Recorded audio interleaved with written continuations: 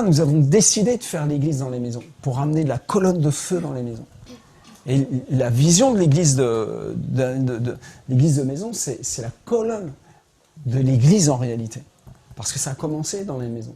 Si ce qui a été donné et enseigné dès le commencement demeure en vous, que vous demeurez dans cet enseignement-là, vous allez vivre avec le Fils, avec le Père, dans la puissance sainte. Vous allez vraiment vivre, vous allez commencer à faire la vision du Seigneur.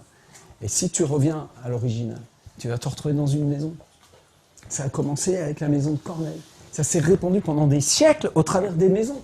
C'est sous Constantin qu'on a commencé à faire des grands bâtiments et puis mettre des gens bizarres avec des chapeaux sur la tête. C'est païen ce truc-là, c'est pas de Dieu, c'est pas l'évangile.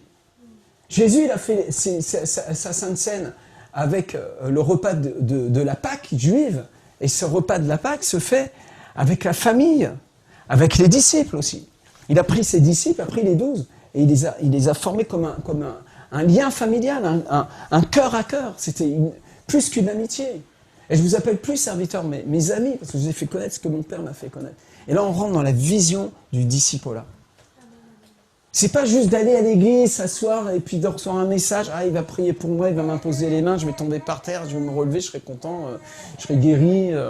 Ouais, ok, mais il y a vraiment beaucoup plus que juste tomber par terre sous l'onction du Saint-Esprit. Il y a se relever avec l'onction et commencer à faire la vision correctement. Et porter du fruit pour le royaume.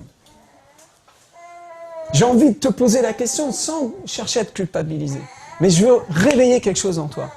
Combien d'âmes tu as gagné depuis le début de cette année 2020 ? Combien d'âmes ? Combien de gens ont ouvert leur cœur à Jésus ? Ou, allez, aucun ne sont convertis, mais au moins tu t'es fait insulter à cause du nom de Jésus.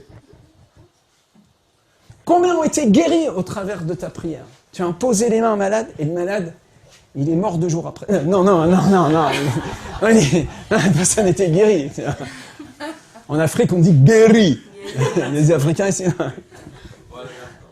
Ah, gloire à Dieu. Est-ce que tu fais de la délivrance ? Est-ce que tu es dans le combat spirituel ? Est-ce que tu as une vie de prière, mon frère, ma soeur ? Qu'est-ce qu'une vie de prière ? C'est pas un truc religieux qu'on s'impose, qui est lourd à porter, c'est désagréable. Non ! C'est kiff, c'est super, c'est waouh, je suis avec le Seigneur. C'est bon ça, amen. Et je goûte ma communion avec Dieu. J'intime avec Dieu. Je décide d'être intime avec le Seigneur. Et j'ai découvert que le Seigneur aime être intime avec nous en tout lieu, en tout temps, et pas juste quand nous le décidons, mais quand lui aussi le décide.